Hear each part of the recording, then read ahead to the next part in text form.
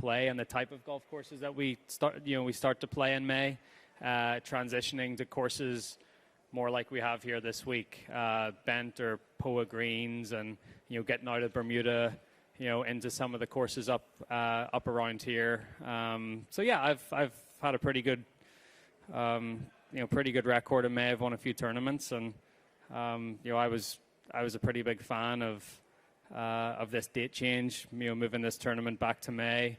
I feel like, going forward, it'll definitely lend itself to going to some new venues. It sort of got a little hot in August in like Southern Hills and, those sort of places. So saying that, obviously we got to deal with a little bit of chilliness up here. But at the same time, I think it gives the PGA of America more of a variety of courses to go to, which I think is a good thing. So you've played Bethpage Black, I think 3 times we talked about, and with mixed results. But how do you see your game fitting in with this golf course? The length help, or maybe talk about that? Yeah, I mean, I think with the rain that we've had the last couple of days, the length will definitely help. I'm just looking at the scorecard here. I actually wasn't sure whether we were playing it as a par 70 or a 71. So par 70, the 7th hole can obviously go from a par 5 to a par 4. And the 2 times we played the PGA Tour event here, it was a par 5, and then the U.S. Open, it was a par 4. So, I mean, at 7,500 yards, par 70, it's a long golf course, and it plays even longer with the cold and wet conditions. So, length is definitely going to be a big factor this week. Okay, let's hit the floor here for some questions. Let's start out number 1 over here, please. Rory, right here. 2 years ago, you said it was more likely than not that you would not go to the 2020 Olympics. I want to know, have you given it any further thought in the last 2 years? And today, how possible would you say it is that you would consider playing? Well, I just saw it was announced that the British Masters is that week next year, so no, I don't. I mean, more likely than not, I will play. I think it'll be a great experience. It's, we're going to play the Open and then probably go back to Memphis and then go to Tokyo. So it's sort of, it's going to be one of those deals where we probably get in on a Tuesday, tee it up on a Thursday, and then, we've got to get ready for the rest of the season. It's just one of those things where it's just in the middle of a really busy stretch. And but yeah, I mean, right now in my mind, I'll most likely play. Let's go over to the left, number 2, please. Rory, at one point you were the co-favorite to win this event. I think it was early this morning. What do you think about the odds and your chances this weekend? I don't think anything about the odds. I think I have a good chance. I've had a pretty good record at the PGA. A couple of wins and a couple other decent finishes. So, we're playing at a golf course that I like, that I've had some experience on. So, I know if I play the way I can, hopefully I'll have a chance. Straight down with Mark, number 1. Hey, Rory. Obviously, this course has got a lot of brutal holes to it. 18 is not one of them. It's not known as a real strong finishing hole. I just wonder what your opinion of that is in the times you've played it in competition. Obviously, Lucas won here, 6-iron, 9-iron, back in 2009. So just kind of what do you make of that hole as it compares to the rest of the golf course? I think it's, it's sort of like risk and reward. You can hit iron off the tee, but you're still leaving yourself a 7 or an 8-iron. It plays, I don't know if it's the same length as it was back in 2009 or if it's a little bit longer, but it's still, it's 411 yards. Tee shot's obviously downhill, but then the second shot uphill. I hit driver yesterday and left myself about, 90, 95 yards to the pin. So, but you're taking on, a little bit of risk by doing that. But at the same time, it's not an easy green to go out with a 7-iron. So, you can get it on the green, but, you're not necessarily going to get it as close as you would with a wedge. So, you just got to weigh up the option, whether you want to take driver and, get a wedge in your hand, or, play it a little bit more conservatively and take your chances with a mid-iron. Left over here, number 2, please. Rory, Brooks was in here this morning, and he made the claim that the majors are actually the easiest tournaments to win because more players eliminate themselves based on the elements and the pressures involved. I wondered what your thoughts were on that theory and if you adopt maybe a similar mindset when it comes to tournaments like this. Yeah, I think Jack Nicklaus said the same thing a lot of years ago, and he didn't do too badly in them either. So, yeah, I mean, I can definitely see that point.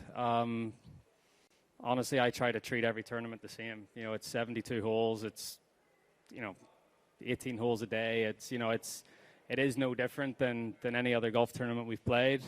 I've played hundreds of golf tournaments, if not thousands of golf tournaments in my life, and I honestly just try to treat them all the same. How about on the right, number 1, please? Yeah, Rory, so just to go back to that Olympic question, can you just confirm which country you would be representing at the Olympics? And has that played any part in sort of any reluctance or uncertainty about playing? The same one that I said I would a few years ago. Let's go to number 2 straight on here. Gary. Rory, other than score, is there a stat that you think is the most important stat for you to perform well at on this golf course with this setup this week? Yeah, I mean, I think I played 11 holes yesterday, and you have to hit the ball in the fairway. I think that's a big stat. I think, driving accuracy is going to be,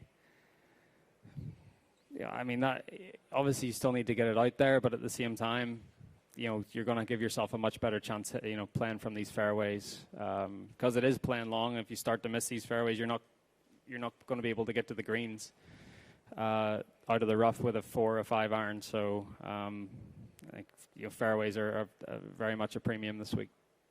Let's double up on number 2, right behind you there. Roars, what did you take from your performance at Quail Hollow, and how have you prepared since then?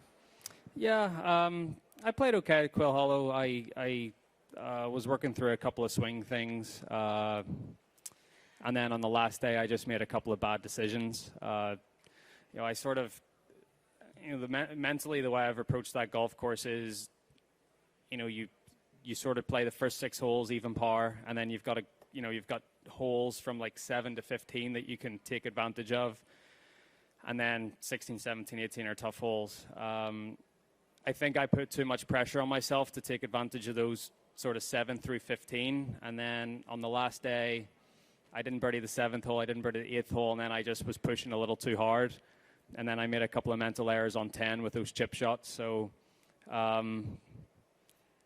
it was a good learning. It's almost, I needed to approach it the opposite way. Like, let the easier holes take care of themselves, and concentrate on the more difficult ones, where I was just putting myself under a little bit too much pressure on the scoreable holes, and then you don't birdie a couple of those early on, and you push a little bit too much, and that's what happened on the last day. But I felt overall I give myself a decent chance. I was in the 2nd or 3rd from last group, and it was a good week to see where my game was, and those things that I just mentioned, I sort of worked on last week.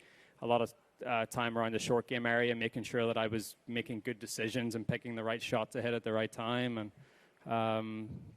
so yeah, it was a good week to do that, some of that practice, and hopefully I can bring that into this week. Shoot over to number 1 here on the far right. Rory, you've said repeatedly that you like Bethpage Black. What is it about this place that you like? And also, maybe more important, given the fervor and the atmosphere here, what kind of a Ryder Cup venue do you think this will be? I think it's fair. I think you get rewarded for good shots. The greens aren't too slopey. You get rewarded for good shots, and you get punished for bad ones. I feel sometimes in major championships, courses are brought to the edge, and sometimes good shots are punished, and whether that's fair or not is up for debate. But I think it's a very fair golf course. I think the setup is very fair. I think Kerry Haig is the best in the business at setting golf courses up. I've said that for a long time. And yeah, look, we all know what New York and Long Island's like, and it's Ryder Cup here is 5 years away, but I think they're planning on letting 60,000 in a day here this week, so it'll be pretty loud. Let's go to Doug, number 1. Rory, a number of great players, whether Weiskopf couples, have all that ended their career with one major. You got your second one pretty quick after the first one, but I'm curious if that ever, the significance of getting the second one was a big deal to you, and for that reason. Yes. Yeah, I mean, I think, you're sort of climbing each major is a rung in the ladder in terms of, there's a lot of one-time major winners, but then when you can call yourself a multiple major champion, that's pretty cool. And, you join another list, and then, you sort of try to keep going. So it was important for me, and I think it was important that it happened quite soon after the first one. I've always said I think winning that first one should make the second one a little bit easier. And then you can go from there. But they're Brooks might disagree with us, but they're difficult championships to win. They're the best and deepest fields in golf, and you got to play great, and then a few things have to go your way as well. But that's not saying that Freddie and Tom Weiskopf and others haven't had a great career. They've won a lot of golf tournaments and had Hall of Fame careers. So majors are ultimately what we're going to be judged on, but it's not to say the guys with one major haven't had great careers also. Back right-hand corner, number 1. Rory, Tiger was saying earlier that there are more days when he feels older than 43 than younger. I wonder whether passing 30's made any difference to you, and whether you feel these are your peak years, or are you still approaching them?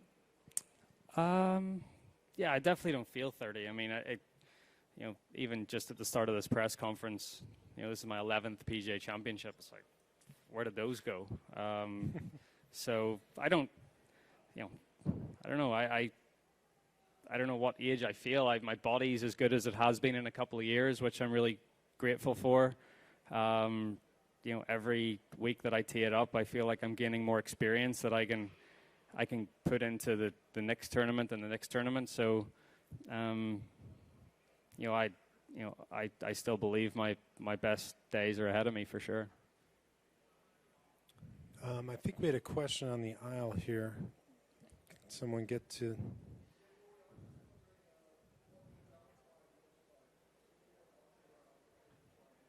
What does your downtime look like in and around major championships?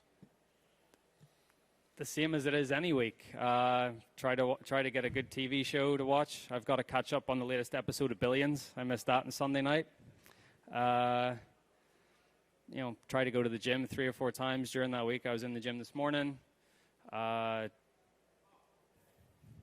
from that, just, playoff basketball's on. Unbelievable game between the Raptors and the 76ers the other night.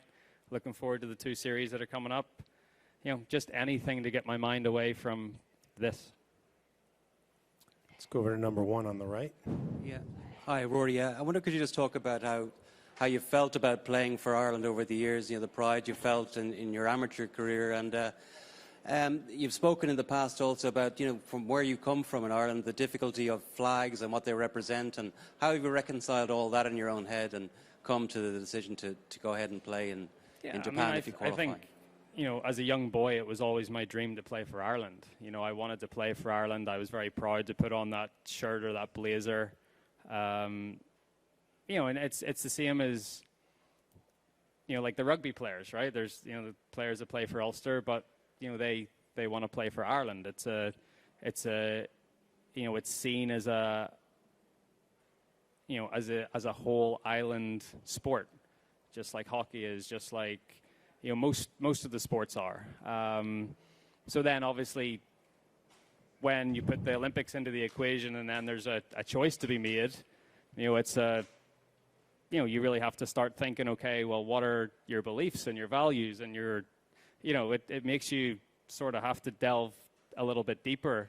It's not just a superficial decision. It's something that you have to really believe in. And I've thought about that for a long time. And in the end, it was the fact that when I was a little boy and I got that first call up to the national squad to go down to City West and be a part of the the youth system or the boys or the whatever, you know, and making that team and playing in home internationals. And, you know, I was so proud to do that. So why would it be any different just because it's a different golf tournament, because it's a different, you know, a different arena or a different environment? So that was basically what it came down to. And I mean, I had an unbelievable amateur career, and I don't mean that in terms of results, but I mean that in the experiences I had and the trips that I had and the friendships that, you know, I made and the friendships that I still have to this day. That was all because of, you know, playing for Ireland and getting close to some of those guys. So,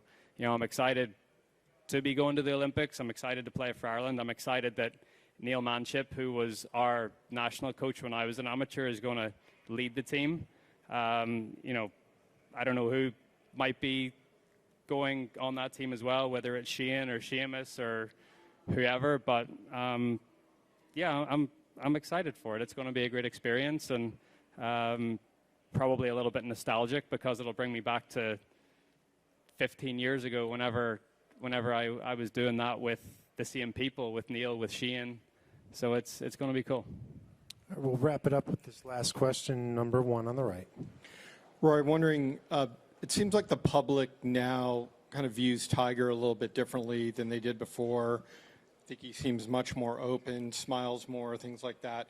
Do you see a different person in the guy that you've been around for a decade or more? Yeah.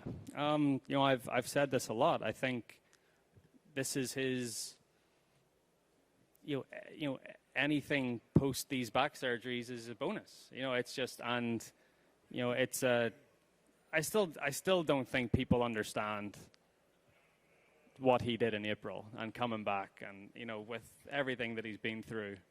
Like, it's unbelievable. It's you know, whether it's the greatest comeback in sports, that's probably up for debate, but from what I've experienced and, you know, the things that he said when I've been around him, you know, to be, you know, 2.5 years ago from looking like maybe not playing golf again to winning the first major of the year and being the favorite going into the second major of the year, I mean, that's unbelievable. So, but I think he's, you know, because of that, he's grateful for the position he's in.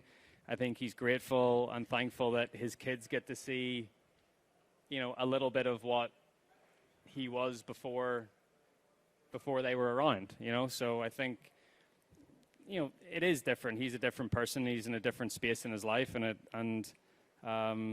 yeah, you know, he just seems very grateful for this opportunity to do what he loves and compete. And, you know, I think when you're in that headspace where you're just thankful to be out there, you know, good things happen, and good things have started to happen for him.